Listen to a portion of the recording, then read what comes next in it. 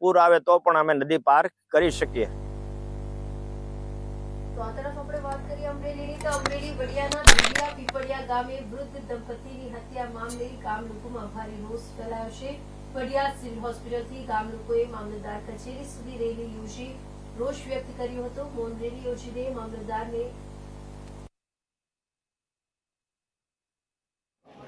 અમારા ગામમાં તારીખ 18/4/2025 ના રોજ રાત્રે મર્ડર થયેલ છે વૃદ્ધ દંપતીનું 2। હવે એમાં કોઈ કાર્યવાહી સાહેબની બધા એવા હતા કાર્યવાહી કરવાની છે। અમારી માંગ એવી છે કે જ્યાં સુધી કાર્યવાહી ગુનેગાર પકડાય નહીં ત્યાં સુધી અમે બોડી સ્વીકારવામાં આવશે નહીં। ગામજનોની અથવા એના દીકરાની એની માંગ એવી છે કે જ્યાં સુધી બોડી ગુનેગાર પકડાશે નહીં ત્યાં સુધી અમે લાશ સ્વીકારશું નહીં। જય ભારત।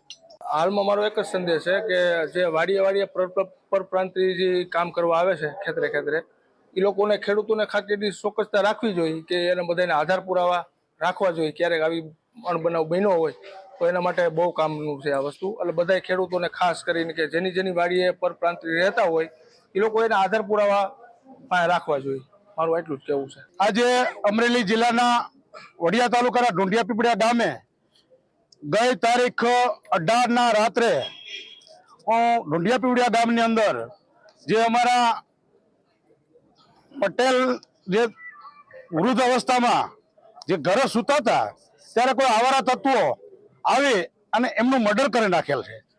તો આ વિશે આજે ઢુંઢિયા પીપળિયા ગામના તમામ આગેવાનો તમામ વડીલો જેમનું હાલ વડિયા સરકારી હોસ્પિટલ પીએમ થઈ રહ્યું હોય ત્યારે બધા હાજર થઈ અને ડેડ બોડી સ્વીકારવાની એમના પુત્ર ના પડ્યા ક્યારેક કે જે આવારા તત્વો તાત્કાલિક ન પકડાય ત્યાં સુધી કોઈ નિર્ણય લેવામાં આવતો નહીં આવે।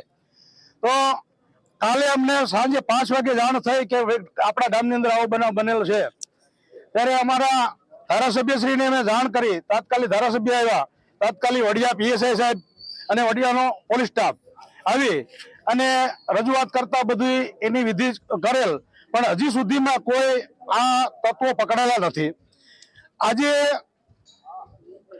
વડિયા તાલુકાના નહીં પણ સૌરાષ્ટ્રના તમામ ગામડાની અંદર જે લોકો સુરત અમદાવાદ યુવાનો મહેનત કરવા જતા હોય એમના વડીલો એમની પાછળ ખેતી સંભાળતા હોય તો ખેતી સંભાળવા પાછળ એમના મજૂર કામ કરતા હોય એટલે વૃદ્ધ લોકો તો ઘરે રહેતા હોય તો આવા બનાવ બનતા હોય જેથી કરીને લોકોમાં જાગૃતિ થાય અને સરકારશ્રી આનો કોઈ એવો નિયમ કરે કે ભાઈ તમારે આ ગામની અંદર આ કોઈ આવારા તત્વો આવતા હોય તો એના માટે કોઈ યોજના એવી કઈ ઘડે।